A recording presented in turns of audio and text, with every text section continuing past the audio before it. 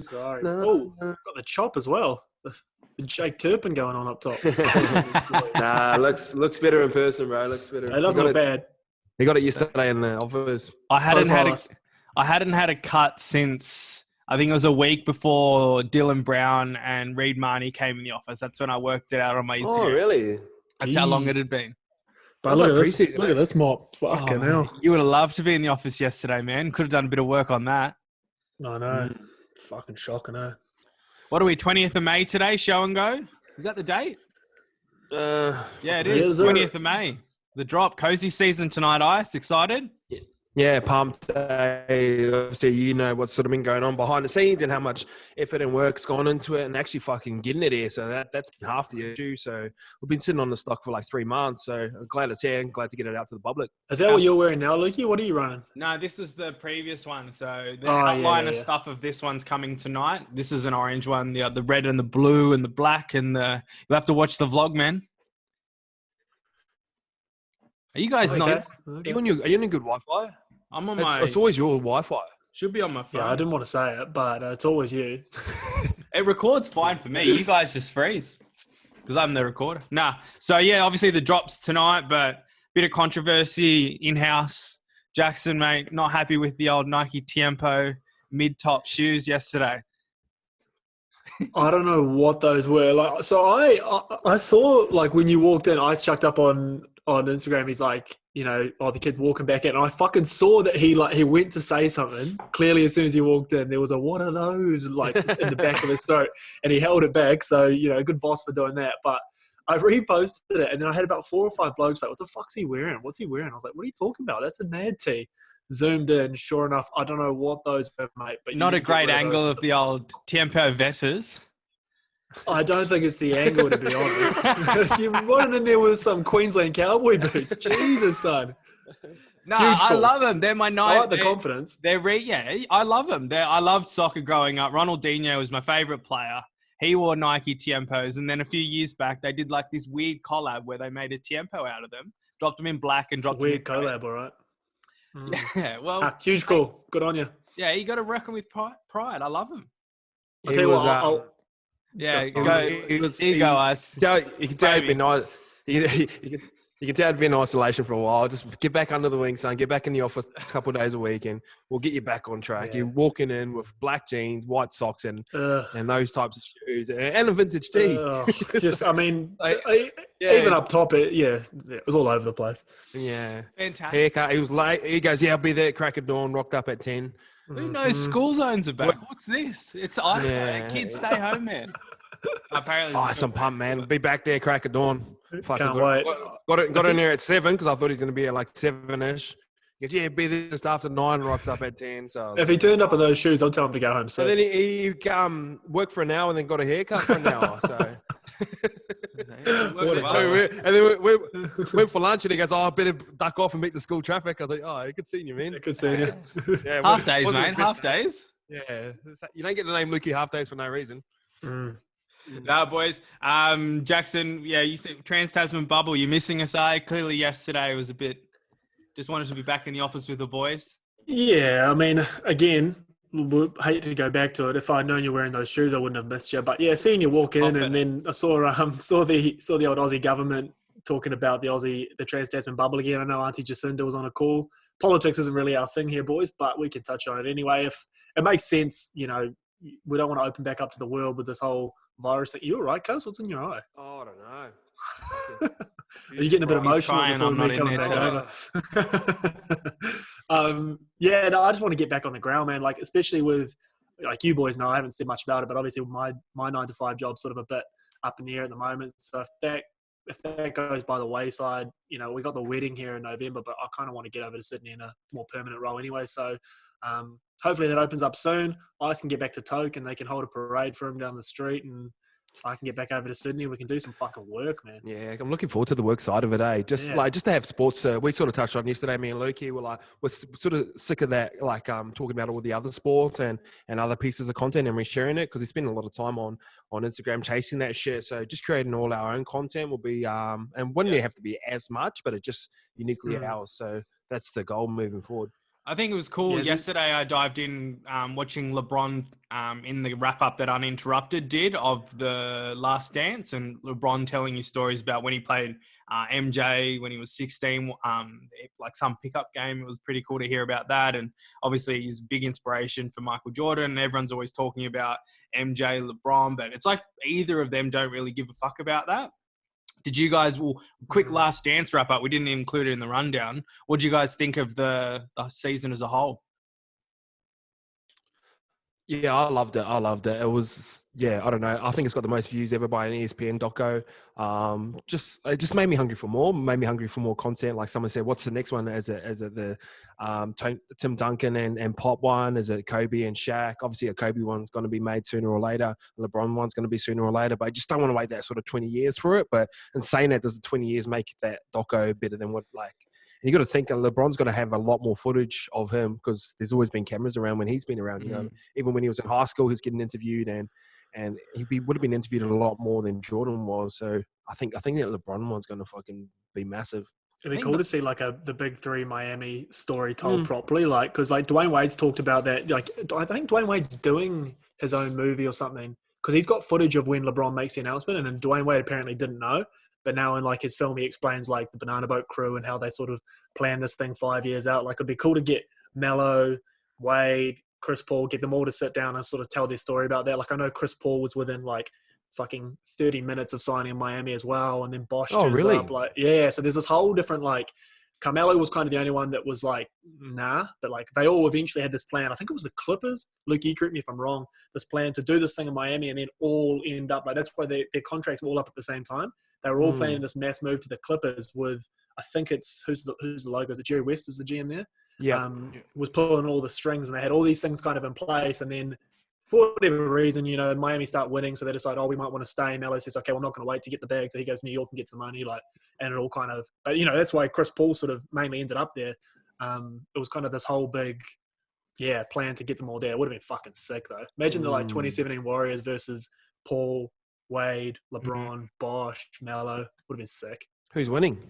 Yeah, Warriors. Yeah, you can't beat Steph. I reckon too. I reckon the Warriors. No, it would still be sick, but. Even when people talk about, like, I hate comparing eras. It's like saying, you know, the Broncos of the day where they beat, you know, Melbourne now. But, like, that Bulls team, even though, like, they were fucking amazing, 7-game series, I don't know how you beat, like, when Steph and Clay are popping and KD's there, I don't think that's I agree, anything like that. I agree. Yeah, everyone leave the eras in there where they are. Like, that's what I think. Everyone's always trying to compare, but it's like you actually have nothing – you're not arguing with anything factual. You're just speculating. It's just like it does make for fun conversation. I can see the appeal in it, and like people get caught up in it. But then Kobe, people are so passionate about it, and it's just like, dude, like it's not actually that big of a deal. Like, just chill. Everyone wants to be right on Instagram, don't they? Yeah, for sure. That's the thing. Well, boys, NBA, they love their kit. Drip season in the NRL. It's kicking off, but it's come to a halt. We saw Geordie Carver post last night. What was that? I didn't see that. I got no idea. First bit of YKTR seen on a bit of kit, and all of a sudden the sponsors have issues. I'm just saying. I don't know. You're digging in there. Nah, like we talked about it the other day. It looked mad. It looked. I loved it. Like just cool to see all the boys sort of rock up, and you get to see some of the young blokes that you've never even seen before, like that Jesse Arthurs. I'm like, fuck, he's cool. Yeah. I had the fours on, like I was like, bro, you're the man. And then, I think Broncos, they run a tight ship up there. Obviously, I've been up there and recorded up there, and you weren't allowed to record certain rooms. So what it was, it's just sponsors, I reckon. They're just going, we're giving this club this amount of money, and they're walking in and promoting like other brands, and they weren't even promoting other brands. They're just rocking their normal stuff. So you could see that sort of come into a halt pretty quickly, and it's a shame it has. But hopefully the Penrith boys keep going. This is what we were sort of talking about, Lukey, when you're like, fuck, why can't they do this like every training, every game? And me and I sat there going like this. Give me a call, sponsors. Exactly. Right? Yeah, exactly. This is what's going to happen. And you get it from a business standpoint. You're committing X amount of dollars to a club every year, and something like that starts to get popping on social media like, there's our guy Billy Kickout who we pay X amount of dollars a year to, you know, wear our fucking Adidas gear, and he turns up rocking, you know, whatever he's rocking. So you get it, but Adidas, mate. I hope they just fucking do it anyway. He could rock Adidas Originals. That shit's mad. Like, there's ways to do it if he wants to please the sponsors. But like a few management companies have sort of come through to us and going, "Oh, do you want to sponsor like these players?" And we'll this is their pay per post rate. But the thing was with the management company setting me up, like I already knew all those boys anyway, and I could give them stuff and they would post for free. Yeah. So they're like, "Oh," but the thing, though, if you're smart and you're a manager, I'd be only chasing boot sponsors, to be honest. Like, give me a boot sponsor. Hey, Adidas, come sponsor this player. He'll rock your boots and we'll build content around it. Everything else, if you're comfortable as a player and you're comfortable and you want to build your own personal brand, like a Jordan Cahu, like a Alex Glenn, like a Sean Johnson, like a Kalen Ponga, I wouldn't be signing shit in terms of apparel because I'd be wanting to rock anything I want. Sort of like the Sonny Bill model. I know he's got that sort of Adidas affiliation, but he never signed with anyone early on because he just wanted to rock whatever he wanted. But using Kalen as an example of that, like look at OBJ, he's fully Nike sponsored and you won't catch him wearing anything else but Nike. But yeah, Nike wear cool shit. Yeah, 100%. Yeah, Nike's a little bit different, you know what I mean? And Kalen's a little bit different. He's signing 10-year contracts. If you're getting a fucking apparel, $2,000 of Nike a few pairs of boots, you're better off going, hey, YKTR, do you want to sponsor us? And we'll give you like a fucking $1,500 boot allowance. So you could get fucking 10 pairs of boots for the year and you can rock whatever you want. So I think managers need to start thinking a little bit more that way inclined because obviously at Nike and Adidas and Puma, they're the big dogs and they throw their weight about and stuff like that. But if the boys want to change, I don't know, there's an opportunity there and that's how you do it. Doing it right now, man. No sport on. Go for it. Yeah, I'd love to see players just back themselves and like that's yeah. And do you know what? But growing up, you're like, fuck, I love to get free boots from Nike. And once you start getting free boots, it's mad. And all you have to do is send an email. Like, I used to get 5-6 pairs of boots like every 2 months. Like, just fun. It's just I've always had questions. So when you're getting the boots, are you keeping the inner sole or you like how? Because you wear a fresh pair of boots that tears your foot up. No, so you have like training boots and game day boots. So you try and break them in, and once they're broken in, like I'd play in certain types of boots. They're a lot lighter, but I'd train in like tempos because they're a lot heavier and sturdy and less jointy. I knew a lot of the boys were sort of very similar, but a lot of us have orthotics as well. Did Nike ever send you a pair of Nike Tiempo Vettas, high mid tops? No. Yeah, he sent them back. What did you? Is there anything cooler than like as a Warriors 20s boy coming up and getting a free bag of gear? You're getting like $100 a year, and all of a sudden you're getting all this gear. You're like, holy fuck! Well, we're on. Warriors are one of the most looked after teams I've ever been to. So when I got there, like we got iPhones when iPhones were new. Our phone contract was paid for. But we got so much training gear. But I come to Penrith, got fuck all. Went to England, had to wash your training clothes every single day. Like went to Manly, took like 3-4 weeks to get training gear. They're very well looked after over there. They got it good, man. They got it good. Had mad facilities. Just need to get it done, hey, the boys. Yeah, moving on, boys. We've got the player loaning situation. Bellamy came out and had a quote pretty much saying they had fringe players at Melbourne that they'd be happy to share them with the boys of the Warriors. Jackson, you've said this, you've been banging on about this for a while. What's your perspective on it all? Yeah, first, did you see Sammy Friday's tweet? I think he said he's got a good 15 minutes in him or something. Yeah, he's like, at Warriors, I've got a good 10 or 15 minutes in me. He's like, utility ability or something. Cody Nicarima just lost it. He's like, you're fucked. But like, it'd be cool, man. I said it, and it's more important now because, you know, the Warriors are going to be a storyline all year, not just because I'm a fanboy, you know, that's why we always talk about them, is because I try and get the name out there. But, you know, they're going to be a storyline this year because they're of the situation. I know the 14 days ended yesterday, so they're going back to Central Coast or wherever now. Yeah, Gosford. So that's where their home ground is. Gosford, yeah. So, but they've had 4 injuries in 3 days to key starting players. So this was always going to be the risk. We thought it was going to happen halfway through the year where you're going to have to get loan players in. But like Jazzy Tavanga, gone for the season, starting player. Lisa Narmel, starting prop, gone. Bunty's gone. What type of injuries? What type of injuries have the boys got? Jazz's knee, he's gone. ACL. Leeson, well, I don't know. They're waiting on scans, but he's indefinitely out. Lisa Narmel, I believe, is a pec, and they're thinking it's season ending rather. You know, pecs are fucking funny things. Like, they're only. I've done mine. You can get back in about 10, 11 weeks, but it's almost at that point. Like, fucking why bother this year? Why bother? Yeah. And then just yesterday, Adam Kieran, who's the starting centre, or Bailey's kind of on the men, but Adam Kieran was going to start at centre, and he's gone as well with a knee, awaiting scan. So, you know, they were already depleted, taking over a bunch of sort of resi players. You would love to see, you know, and if guys like Craig Bellamy and that. And all you need is a couple of that. You need Bellamy, like Trent Robinson and, you know, Brad Arthur or Wayne Bennett, someone to come out and just endorse it. And the NRL just to sign off. Like, why not, man? If you're a squad like that South Sydney where you have this massive junior stock or reserve stock of players, you want to get them game time experience.